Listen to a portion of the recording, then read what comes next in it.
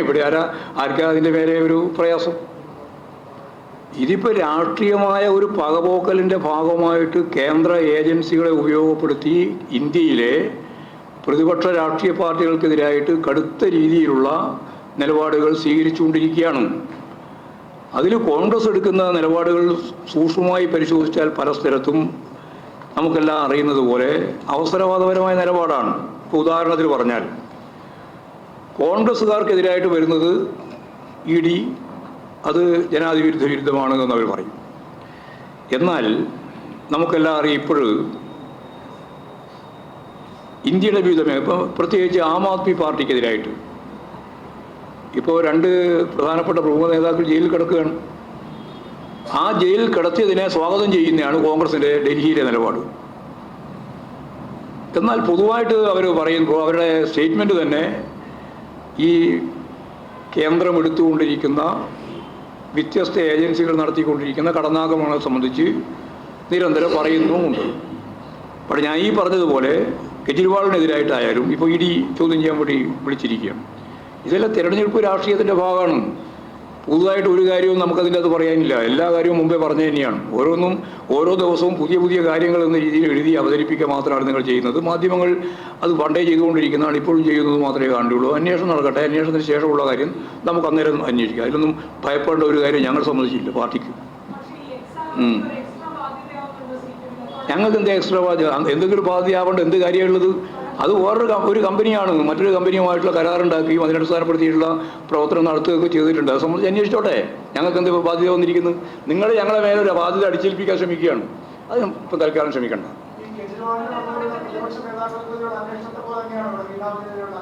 അല്ല, ഇതിപ്പം പിണറായി വിജയൻ്റെ മകൾ എന്ന് പറഞ്ഞിട്ടുള്ള അന്വേഷണമാണല്ലോ. അല്ലാണ്ട് പിണറായി വിജയനെ അതിനകത്ത് കിഴിച്ചു നോക്ക്, അതിൽ നിന്ന് മൈനസ് ചെയ്ത് നോക്ക്, പിന്നെ എന്താ അന്വേഷണം? അപ്പോൾ രാഷ്ട്രീയ പ്രേരിതമായ നിലപാടിലേക്ക് നിങ്ങൾ മാറുകയാണ്. ആ മാറ്റത്തിന് കോൺഗ്രസും BJPയും ചേർന്ന് നിലപാട് സ്വീകരിക്കുന്നു. ഈ പെറ്റീഷൻ തന്നെ കൊടുത്തിട്ടുള്ളത് കോൺഗ്രസിൻ്റെയും BJPയുടെയും പരസ്പര ബന്ധത്തോടു കൂടി ചേർത്തിട്ടുള്ള ഒരാളാണെന്ന് എല്ലാവർക്കും അറിയാലോ. അദ്ദേഹത്തിൻ്റെ പേരൊന്നും ഞാൻ പറയേണ്ട കാര്യമില്ല. പഴയ പാർട്ടിയുടെ പ്രധാനപ്പെട്ട ഒരു നേതാവിൻ്റെ മകനല്ലേ കൊടുത്തിട്ടുള്ളത്. അതൊക്കെ അവർ തമ്മിലുള്ള ബന്ധമാണ്. ആ ബന്ധമൊന്നും ഞങ്ങളിപ്പോൾ വിശദീകരിക്കേണ്ട ഒരു കാര്യമില്ല. പിന്നെ ഇതെല്ലാം വെച്ചിട്ട് പത്രങ്ങളാകെ ഇടതുപക്ഷ പ്രസ്ഥാനത്തിന് പ്രത്യേകിച്ച് CPM പ്രതിക്കൂട്ടിലാവും എന്നൊക്കെ ചിലർ എഴുതുന്നുണ്ട്. അതൊക്കെ അവരെ തന്നെ പ്രതിക്കൂട്ടിലാക്കുകയല്ലാണ്ട് ഞങ്ങൾക്ക് അതിൻ്റെ ഭാഗമായിട്ട് ഒരു പ്രതിക്കൂട്ടിലാവാനുമില്ല.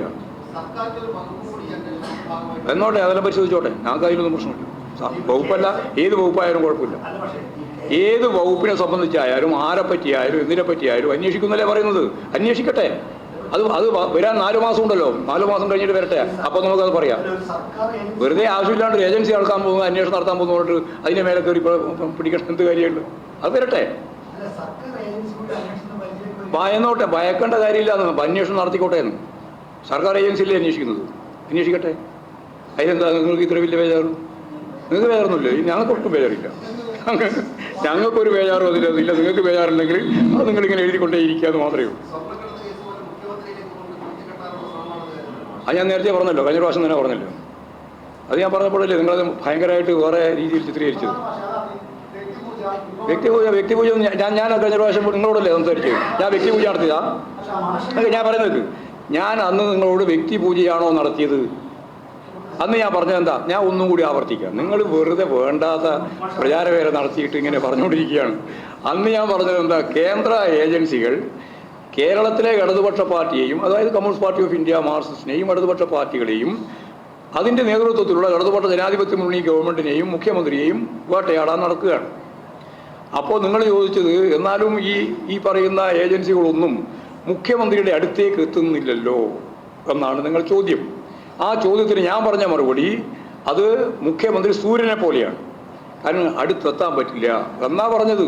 അത് അന്നും പറഞ്ഞത് ശരി, ഇന്നും പറഞ്ഞത് ശരി. ഒരു വ്യക്തിപൂജ അതിൻ്റെ അകത്തില്ല. നിങ്ങൾക്ക് നിങ്ങളുടെ ഏജൻസിക്ക്, നിങ്ങളെന്ന് പറഞ്ഞാൽ നിങ്ങളല്ല കേട്ടോ, കേന്ദ്ര ഏജൻസിക്ക് മുഖ്യമന്ത്രിയിലേക്ക് എത്താൻ സാധിക്കാത്ത കാര്യം അത് സൂര്യനെ പോലെയാണ്. തെറ്റായ ഒരു കാര്യത്തിനും അതിനടുത്തെത്താൻ പറ്റില്ല എന്നാണ് ഞാൻ പറഞ്ഞതിൻ്റെ അർത്ഥം. അതിനെ വിശദീകരിച്ച് നിഷ്കളങ്കരായ ഒരുപാട് സാഹിത്യകാരന്മാരെയും കലാകാരന്മാരെയും തെറ്റിദ്ധാരണ ഉണ്ടാക്കാൻ വേണ്ടി നിങ്ങൾക്ക് സാധിച്ചിട്ടുണ്ട്. ആ സാധിച്ചതിനോടൊന്നും ഞങ്ങൾക്കൊരു പ്രശ്നമില്ല.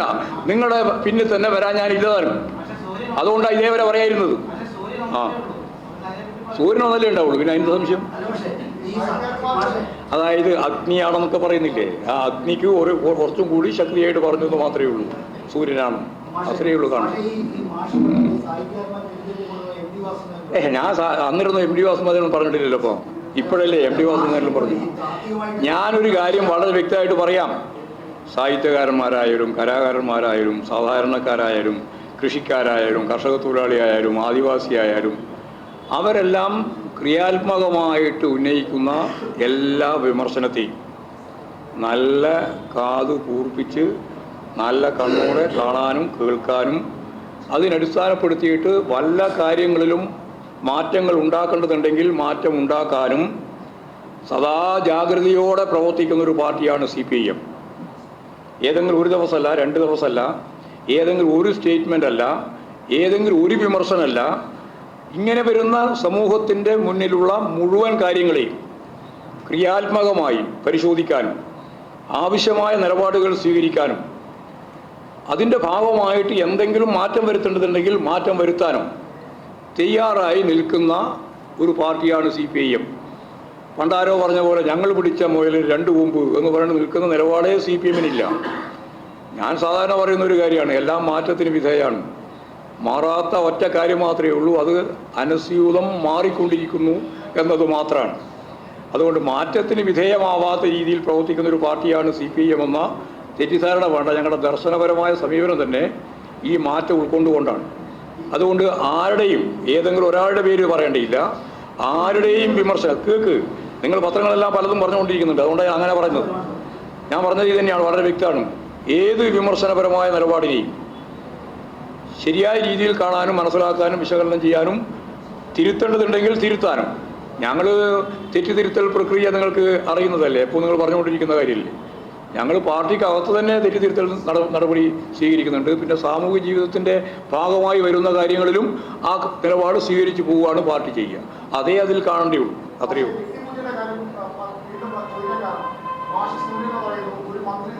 നിങ്ങളെ അതാ ഞാൻ പറഞ്ഞ അതൊന്നും അങ്ങനെയല്ല, അടർത്തിയെടുത്തിട്ട് പറയുന്നതാണ്. അതായത് ശരിയായ പ്രയോഗത്തിൽ നിന്ന് അടർത്തിയെടുത്തിട്ട് നിങ്ങൾക്ക് ആവശ്യമുള്ളത് മാത്രം കൊടുക്കുകയും ആ ആവശ്യമുള്ളത് കൊടുത്തിട്ട് അതിങ്ങനെ വ്യക്തി പൂജയുടെക്കാണ്. ഞങ്ങൾ വ്യക്തി പൂജ അംഗീകരിക്കുന്ന പാർട്ടിയല്ല, ഞാനത് മുമ്പേ വ്യക്തമാക്കിയല്ലോ. വ്യക്തി പൂജ അംഗീകരിക്കുന്ന ഒരു പാർട്ടിയല്ല CPIM. ഞങ്ങൾക്ക് എല്ലാവർക്കും താത്വിക അടിത്തറയുണ്ട്. ഒരാൾക്ക് മാത്രം താത്വിക അടിത്തറ, ബാക്കിയില്ല അവർക്ക് താത്വിക അടിത്തറ ഇല്ലാന്ന് ധരിക്കണം. നിങ്ങൾക്കെല്ലാം താത്വിക അടിത്തറയുണ്ട്, പക്ഷെ ഞങ്ങൾക്ക് എതിരാന്ന് മാത്രമേ ഉള്ളൂ. അടിത്തറയില്ലാതെ പ്രശ്നമില്ല, നല്ല അടിത്തറ കേൾക്കലുണ്ട്. ഇല്ല, ആൾക്കൊരു തെറ്റിദ്ധാരണയുണ്ടായിരുന്നു. നിങ്ങൾക്ക് കുറച്ചാൾക്ക് മാത്രമേ തെറ്റിദ്ധാരണയുണ്ടായിട്ടുള്ളൂ. ആൾക്ക് നന്നായിട്ട് മനസ്സിലായിട്ടുണ്ട്. എന്നോട് തന്നെ വിളിച്ച് പറഞ്ഞല്ലോ അതെന്നെ പ്രയോഗിക്കേണ്ടിയിരുന്നു. അതാ കാര്യം. അതായത് അത് ആ വിളിച്ചു പറഞ്ഞിട്ടുണ്ട്. അത് നിങ്ങൾ കാണേണ്ടത് എല്ലാ ഭാഗത്തു നിന്നും ആക്രമിക്കപ്പെടുമ്പോൾ ആ അക്രമത്തിന് നിൽക്കുമ്പോൾ തന്നെ അവർക്ക് അടുക്കാൻ സാധിക്കാതെ എന്തുകൊണ്ട് എന്നുള്ളത് നല്ലതുപോലെ ജനങ്ങൾക്ക് മനസ്സിലാക്കാൻ വേണ്ടിയിട്ടാണ് പറഞ്ഞത്. ജനങ്ങൾക്കത് മനസ്സിലായിട്ടുണ്ട്.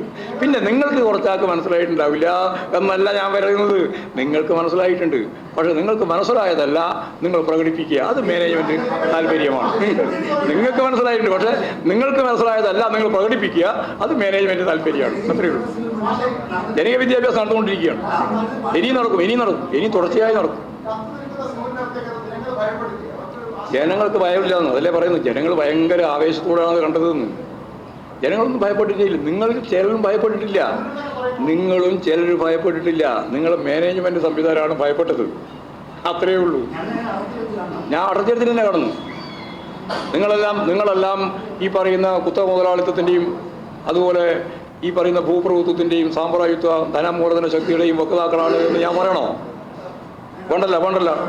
നിങ്ങൾ ആരും അങ്ങനെയല്ല. എന്നാൽ നിങ്ങളുടെ മാനേജ്മെന്റ് കൈകാര്യം ചെയ്യുന്ന സംവിധാനത്തിന് ഈ വർഗപരമായ വീക്ഷണവും നിലപാടുണ്ട് എന്നുള്ളതാണ് ഞാൻ പറഞ്ഞത്. അത് രണ്ടായിട്ട് തന്നെ കാണുന്നതല്ലേ. ഞാനും അങ്ങനെയാണ് കാണാൻ ആഗ്രഹിക്കുന്നത്. യെസ്.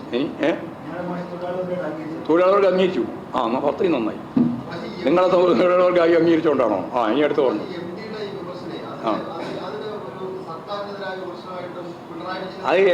ഇത് ആദ്യം ഇതിലേക്ക് വെറുതെ ആവശ്യമില്ലാണ്ട് ഇങ്ങനെ പറഞ്ഞുകൊണ്ടിരിക്കണ്ടേ.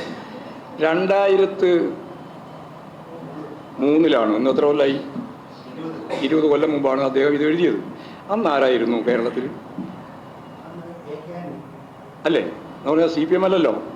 അപ്പോൾ അന്ന് അത് എഴുതുമ്പോൾ ആരെ ഉദ്ദേശിച്ചാണ് നിങ്ങൾ ഇന്ന് പറയുന്നത് ഇതുപോലെയാണെങ്കിൽ അന്ന് ആരെ ഉദ്ദേശിച്ചാണ് എഴുതിയത്?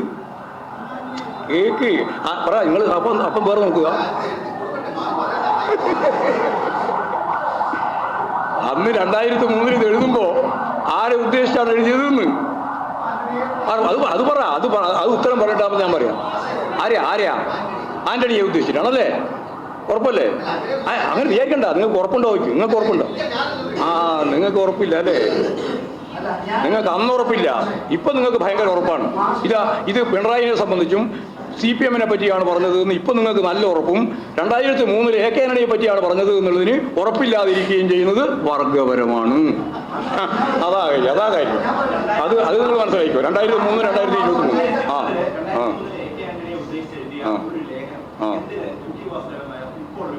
അത് അദ്ദേഹത്തോട് ചോദിക്കേണ്ട കാര്യമാണ്.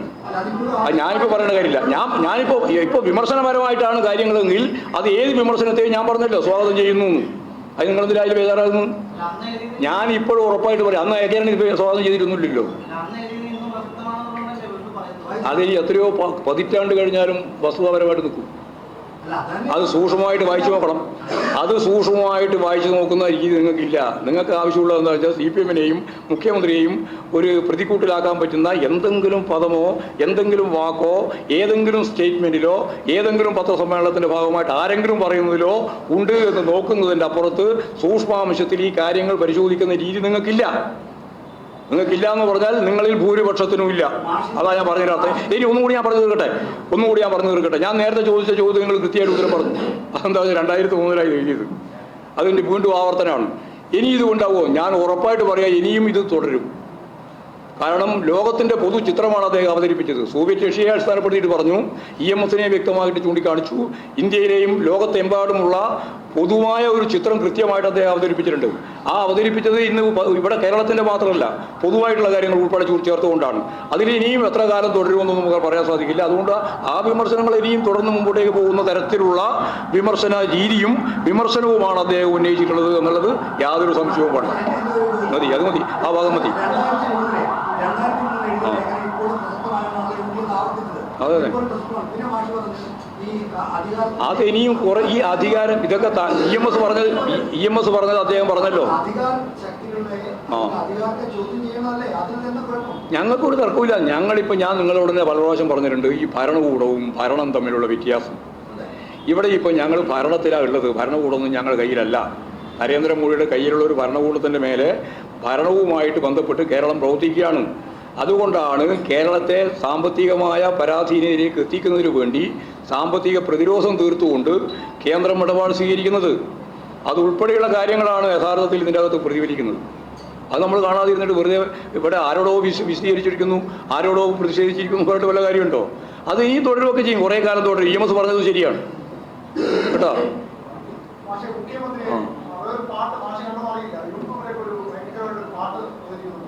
അനുകൂലമായിട്ടോ പ്രതികൂലമായിട്ടോ? തിരുവാതിര മോഡൽ.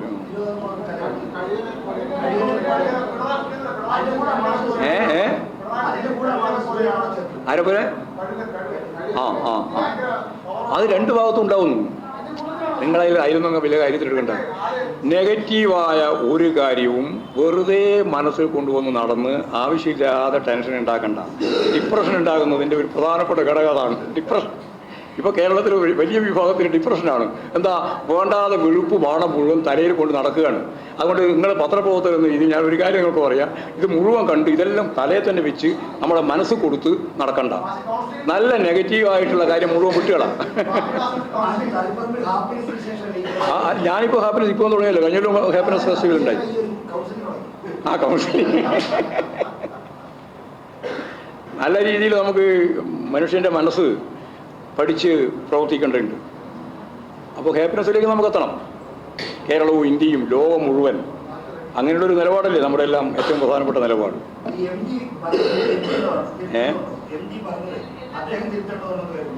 അല്ല, അദ്ദേഹം നേരെ വിപരീത ചോദ്യം ചോദിക്കേണ്ട വല്ല കാര്യമുണ്ടോ? അദ്ദേഹം കാര്യങ്ങൾ അവതരിപ്പിച്ചിട്ടുണ്ട്. അത് മുമ്പേ അവതരിപ്പിച്ചിട്ടുണ്ട്, ഇപ്പോഴും അവതരിപ്പിച്ചിട്ടുണ്ട്. അത് ഞങ്ങൾ എന്തെങ്കിലും പരിശോധിക്കേണ്ടിയുണ്ടോ എന്നുള്ളത് ഞങ്ങൾ പരിശോധിച്ച് ആവശ്യമായ നിലപാട് സ്വീകരിക്കുന്നതിന് ഞാൻ കൃത്യമായി പറഞ്ഞത്. മലയാളത്തിലല്ലേ പറഞ്ഞത്? ആ ആ തീരുമാനം. തീയതി ഇടതുപക്ഷ ജനാധിപത്യ മുന്നണി യോഗം ചേരുന്നുണ്ട് മറ്റന്നാൾ 16. ഈ കേരളത്തിലെ ഗവൺമെൻറ്റിനെതിരായിട്ട് അല്ലെങ്കിൽ ജനങ്ങൾക്കെതിരായിട്ട്, ഗവൺമെൻറ് എന്ന് പറഞ്ഞാൽ കാര്യമില്ല, ജനങ്ങൾക്കെതിരായിട്ട് കേന്ദ്രം എടുത്തുകൊണ്ടിരിക്കുന്ന ഈ സാമ്പത്തിക ഉപരോധത്തിനെ പ്രതിരോധിക്കാൻ ആരൊക്കെ വരാൻ തയ്യാറുണ്ടോ അവരെല്ലാം ചേർക്കാൻ തയ്യാറാണ്. ആര്? അല്ല, ഈ LDFിൻ്റെ ഇതിലായി പോകും. ഗവൺമെൻറ്റിന് തന്നെ ഭാഗമായിട്ടാണ് പോകും. ഇല്ലില്ല, കിട്ടിയില്ല. അത് ഞാൻ 2 പ്രാവശ്യം നിങ്ങളോട് തന്നെ വിശദീകരിച്ചല്ലോ. അത് അദ്ദേഹത്തിന് അത് കൃത്യമായിട്ട് മനസ്സിലാവായിട്ടാണ്. ഞാൻ പറഞ്ഞതും കോടതി പറഞ്ഞതാണ്. എന്താ കോടതി പറഞ്ഞത്? ഹോസ്പിറ്റൽ ഡിസ്ചാർജ് ചെയ്ത സമ്മറിയിൽ വ്യക്തമായ ഹോസ്പിറ്റലിൻ്റെ പേരോ അതിൻ്റെ ഭാഗമായിട്ടുള്ള സീലോ ഒന്നും ആ കടലാസിൽ ഉണ്ടായിരുന്നില്ല എന്ന് കോടതി വിധിയുണ്ട്. റിമാൻഡ് ചെയ്യുന്ന വിധി അതാണ്. ഇത്രയും പറഞ്ഞാൽ അതിൻ്റെ അർത്ഥം എന്താണെന്നും സാമാന്യ മനുഷ്യന്മാർക്കെല്ലാം അറിയില്ലേ? അതിൻ്റെ ഭാഗമായിട്ട് കോടതിയിൽ വാദിച്ചു. ഇദ്ദേഹത്തിന് രക്തം കട്ട പിടിക്കുന്ന പ്രശ്നം, അതുപോലെ തന്നെ നടുവിൻ്റെ വേദന ഉൾപ്പെടെയുള്ള കാര്യങ്ങളെല്ലാം ജാമ്യം കിട്ടാൻ വേണ്ടിയിട്ട് അദ്ദേഹത്തിൻ്റെ വക്കീൽ വാദിച്ചപ്പോൾ കോടതിക്ക് കൺഫ്യൂഷനായി. കാരണം രാവിലെ പോലീസ് തന്നെ ഡോക്ടറെ കാണിച്ചതാണ്, അപ്പോൾ ഒരു കുഴപ്പമില്ല എന്ന് പറഞ്ഞാണ്. അപ്പോൾ പ്രോസിക്യൂഷൻ്റെ ഭാഗമായിട്ട് കുഴപ്പമില്ലെന്നും ഹാജരാക്കിയിട്ടുള്ള കടലാസ് നോക്കുമ്പോൾ അതിന് സീലുമില്ല, അതിൻ്റെ ഹോസ്പിറ്റലിൻ്റെ പേരുമില്ല, സമ്മറിയായിട്ട് കൊടുത്തിരിക്കുകയാണ്, അതിലും വലിയ കുഴപ്പമില്ലാന്ന് തന്നെയാണുള്ളത്.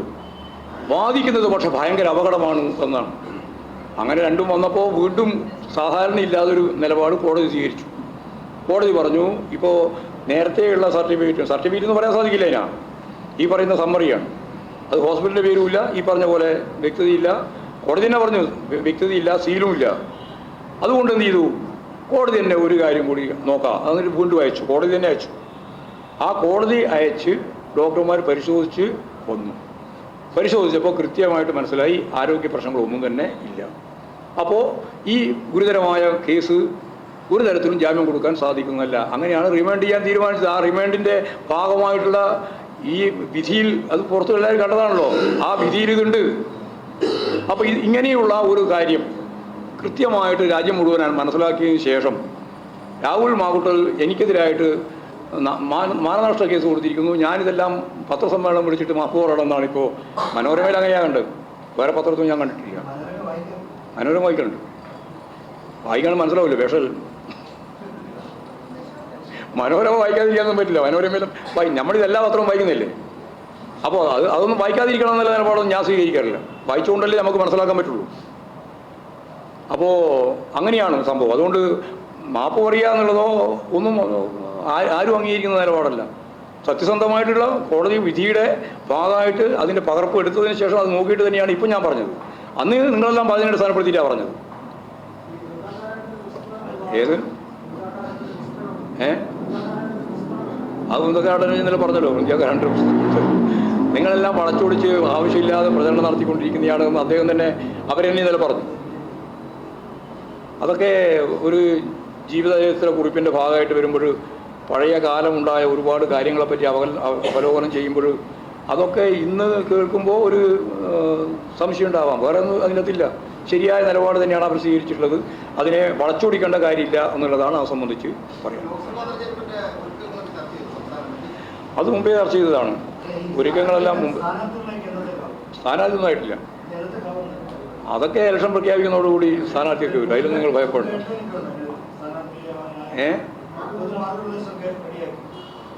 മാർഗനിർദ്ദേശം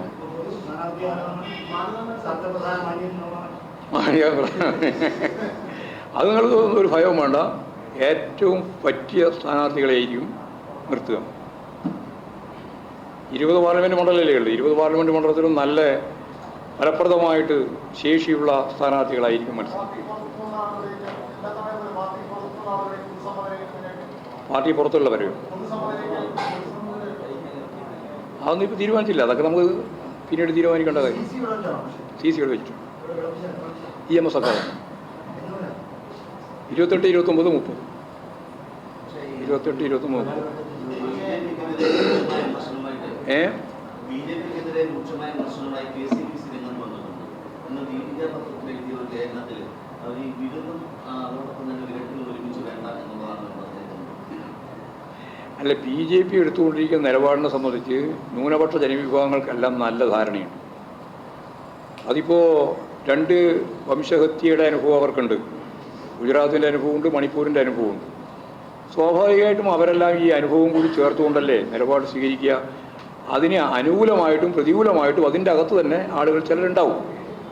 പക്ഷേ പൊതുസമൂഹം BJPയുടെ വംശഹത്യയെ കൃത്യമായിട്ട് മനസ്സിലാക്കി നിലപാട് സ്വീകരിക്കുന്നവരാണ്. അതിൽ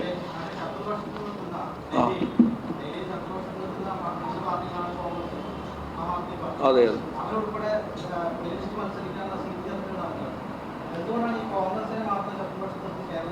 അല്ല, കേരളത്തിൽ BJP ശത്രുപക്ഷം നിർത്തേണ്ട കാര്യമില്ലല്ലോ.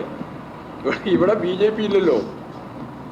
BJP എന്ന് പറയുന്ന രാഷ്ട്രീയ പാർട്ടിക്ക് കേരളത്തിൽ ഒരു സീറ്റും ലഭിക്കാൻ യാതൊരു സാധ്യതയില്ല. അപ്പോൾ BJP വിരുദ്ധ രാഷ്ട്രീയത്തിൽ ഏറ്റവും ശരിയായ നിലപാട് സ്വീകരിക്കുന്ന പാർട്ടി CPIM ആണ്. അപ്പോൾ കോൺഗ്രസ് ആലോചിക്കുന്നുണ്ടെങ്കിൽ അങ്ങനെ ആലോചിക്കേണ്ടത്. ഞാൻ നേരത്തെ ആദ്യം പറഞ്ഞത് കൊണ്ടാണ്. നിങ്ങൾ ഈ സംശയം നിങ്ങൾക്ക് വേണ്ടാന്ന് വിചാരിച്ചിട്ടാണ്. ഇടതുപക്ഷ സ്വാധീനം വലതുപക്ഷ നിലപാട് സ്വീകരിക്കുന്നവരെ തന്നെ എങ്ങനെയാണ് മാറ്റുന്നത് എന്നതിൻ്റെ തെളിവാണ് ഞാൻ ആദ്യം പറഞ്ഞത്. ആയില്ലേ? വിശദമായില്ലേ?